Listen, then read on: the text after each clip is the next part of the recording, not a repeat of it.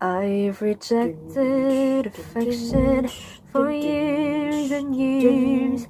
Now I have it, and damn it, it's kind of weird. He tells me I'm pretty, don't know how to respond. I tell him that it's pretty too. Can I say that? Don't have a clue. With every passing moment, I surprise myself.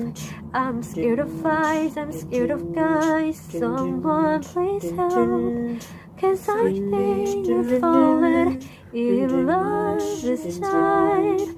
I blinked and suddenly I had a Valentine.